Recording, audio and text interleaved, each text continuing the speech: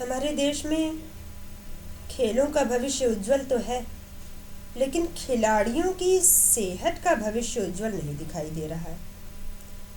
अक्सर ऐसा होता है कि अपने खेलने के दौरान खिलाड़ियों को कहीं न कहीं कोई चोट लग जाती है, जिसको वे तुरंत तो किसी न किसी दवा की सहायता से या किसी डॉक्टर की सहायता से प्लास्टिक सर्जरी वगैरह करवा के या किसी भी तरह से वे ठीक कर लेते हैं, लेकिन इसके दूरगामी परिणाम अच्छे नहीं हैं।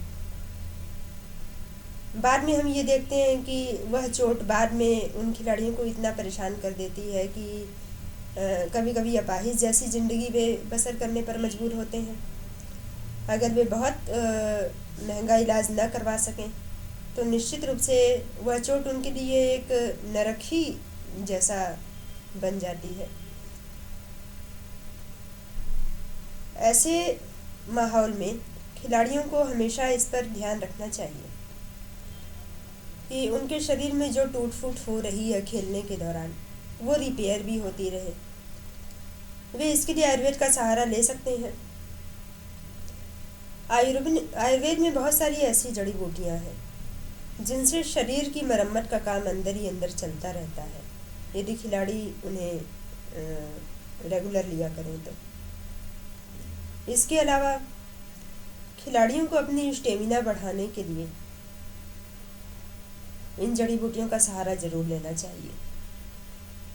आजकल खिलाड़ियों के लिए बहुत सारे ऐसे प्रोटीन पैक बाज़ार में उपलब्ध हैं, बहुत सारे स्टेरॉइड के इंजेक्शन भी उपलब्ध हैं। अगर आप किसी खिलाड़ी से ही पूछें कि ये सब यूज करने के बाद उसकी स्थिति क्या होती है, तो वो खुद आपको बताएगा कि उसको कितनी तकलीफ़ों का सामना करना पड़ता है।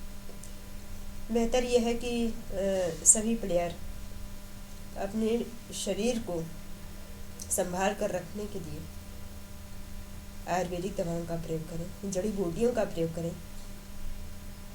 चीनी खिलाड़ियों के बारे में ये अक्सर कहा भी गया और अखबारों में भी ये बहुत ज़्यादा जो है इस चीज़ को निकाला गया कि जिनसेंग नाम की एक जड़ी बूटी का सेवन चीनी खिलाड़ी करते हैं, जिससे उनकी परफॉर्मेंस अच्छी होती है। जिनसेंग को हिंदुस्तान में अश्वगंधा के समकक्ष माना गया है। मैं सबसे पहले एक बात ज़रूर कहना चाहूँगी कि किसी भी देश में पैदा होने वाली जड़ी बूटी उस देश के नागरिकों के लिए ज़रूर अच्छी साबित होती है, लेकिन वही जड़ी बूटी दूसरे देश के नागरिकों के लिए भी अच्छी साबित हो, ये कोई ज़रूरी नहीं है, क्योंकि उस देश की परिस्थितियाँ, भौगोलिक परिस्थितियाँ, मौसमी परिस्थितियाँ अलग होती हैं। दूसरे देश की मौसमी परिस्थितियाँ, भौगोलिक परिस्थितियाँ, ये सारी चीज़ें अलग होती हैं। इस नाते हम ये नहीं कह सकते कि जिनसेंग जितना चीनी खिलाड़ियों पर कारगर है उतना ही भारतीय खिलाड़ियों पर भी कारगर होगी, लेकिन भारतीय खिलाड़ियों पर कारगर होने वाली कुछ जड़ी बूटियाँ हैं ज़रूर। अश्वगंधा, सफ़ेद मूसली, सतावर, जटामासी, इस तरह की बहुत सारी चीज़ें हैं जिन्हें ये खिलाड़ी ले करके अपनी सिर्फ शारीरिक ताकत ही नहीं, सोचने समझने की क्षमता पर भी कंट्रोल कर सकते हैं।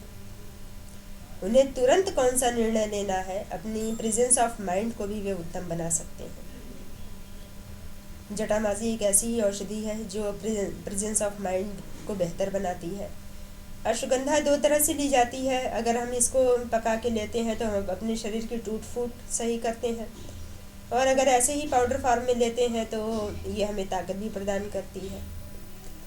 सफ़ेद मूसली कुछ ऐसी जड़ी बूटी है जिसे अगर हम लगातार लेते रहें, मैं खिलाड़ियों की बात कर रही हूँ, अगर खिलाड़ी इसे लगातार लेते रहें तो उन्हें एक्स्ट्रा पावर फील होती है। बहुत सारे स्टेरॉइड पर भी ये भारी है, और ये सारी जड़ी बूटियाँ डोपिंग टेस्ट में भी नहीं आती।